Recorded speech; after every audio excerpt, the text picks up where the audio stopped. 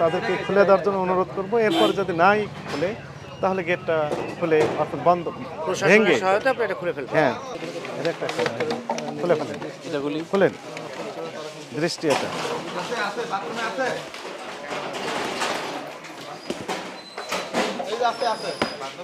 এই যে পাওয়া গেছে দৃষ্টি ছোট সাইজের হলে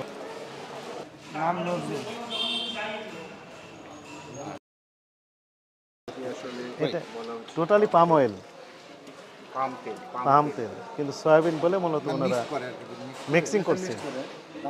হ্যাঁ এই যে